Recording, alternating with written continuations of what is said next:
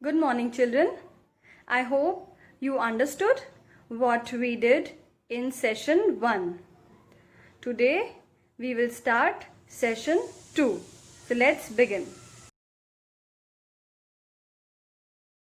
Children, let's have a quick recap of Grandpa's Friend Part 1. John reached home, dropped his books and followed the sweet aroma into the kitchen. John reached for a cookie and looked outside. Popup, John's grandpa, came through the door. John and Popup started planning their annual fishing trip as the spring season had arrived. John's mom suggested that John should help her in cleaning the house. The next day, John and his mom cleaned the house. After cleaning the house, John's mom pointed to Pop-Pop's chair and decided to replace it with a new one. Now let's see what happens. It was true. John had to agree. The chair was unsightly. It was faded and worn, and in some places even torn. John, come and help me. We'll take the chair to the footpath. Tomorrow, the garbage truck is going to come. As they attempted to move the chair, Pop-Pop worked his way through the door. Seeing what was happening, he quickly blocked their way. "Oh no," he objected. "You can't take my chair. It's old. It's worn." John's mom argued with a sharp edge of her voice. "No," Pop-Up insisted, trying to push his chair back into place. "But Pop, we'll buy you a new one." John's mom tried to convince the man.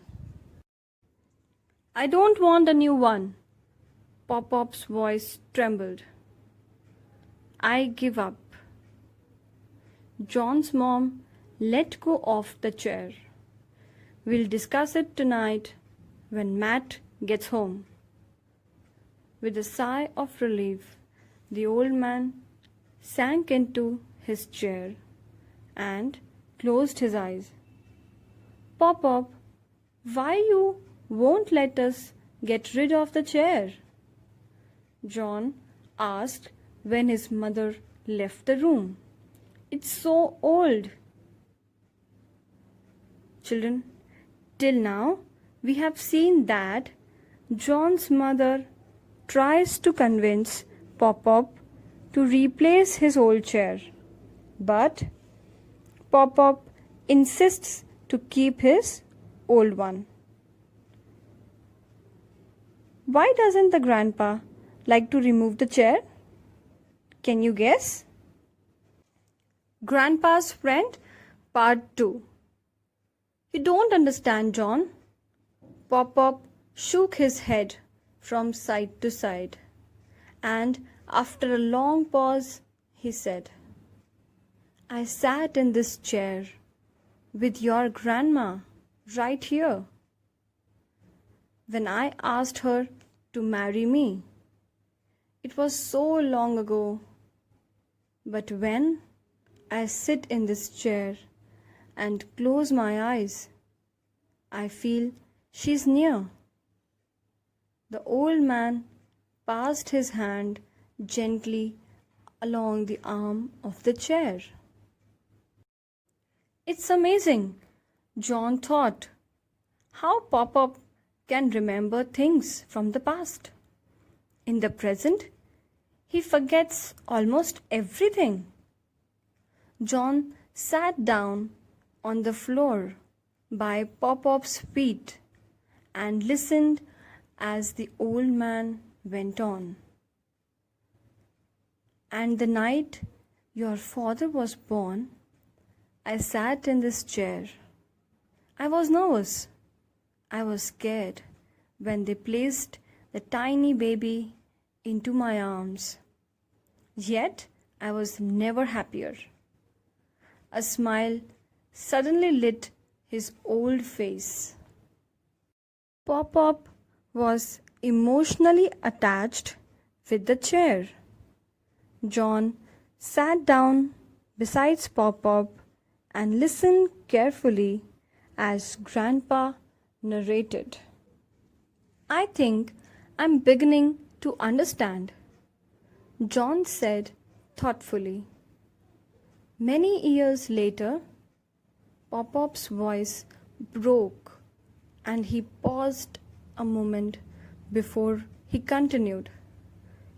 I sat in this chair when the doctor called and told me that your grandma was ill.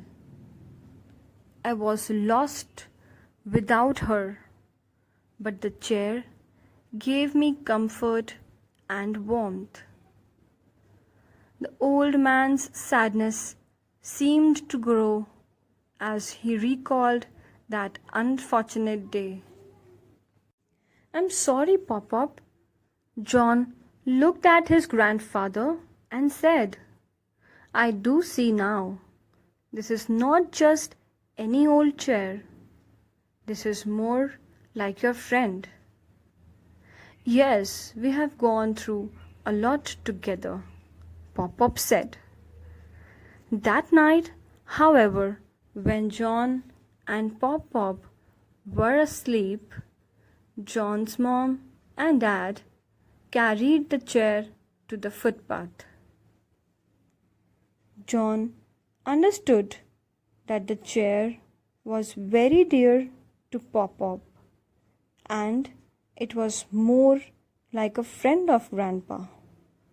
But John's mom and dad were still unaware of this friendship. It was a starless night, though spring had set in. Snow fell silently from the black sky and covered Popup's chair with a blanket of white. The next morning, when John came downstairs, Popup stood by the window and looked outside. A tear rolled down his hollow cheek. John followed the old man's gaze and froze. Snow-covered chair stood on the footpath out of the house. It shocked John. He ran outside. Wait, don't take the chair, he shouted, waving both arms in the air as he rushed to stop the men from taking the chair away. Then he ran back inside and faced his mom. Look at Popup, Mom. You can't throw out his chair. This is not just a chair. This chair has been with Popup for a very long time. This chair is like a friend. Grandpa was very sad when he saw his chair on the footpath. John reacted quickly and saved the chair from being taken away. John's mom turned and looked at the old man. Slowly, she walked towards him. With her middle finger and ring finger, she wiped away a tear. And then she took the old man's face into both her hands and said, "I'm sorry, Popup. I guess I just didn't realize how much the chair meant to you. John and I will bring your chair back inside." They brushed off the snow with their hands and pushed the chair back inside. They placed it next to the fireplace so it could dry. John's mom stepped back then, and, as if seeing the chair for the first time, spoke to herself. I guess it does give the room a certain touch of character." And John and Popup wholeheartedly agreed that the living room would be rather dull without this old chair. So, children, at last John's mother realized that the chair was very close to Popup and it should remain in the living room. Conclusion. John's mom had an argument with Popup upon replacement of the chair. John also told Popup that he should allow them to replace the chair. Later, Popup narrated his emotional connection with the chair, and John understood that the chair is more a friend to Popup. When John and Popup were asleep, John's mom and dad kept the chair on the footpath so that the garbage truck would take it away. Next morning, Popup and John saw that the chair was on the footpath. Grandpa was very sad and tears rolled down his eyes.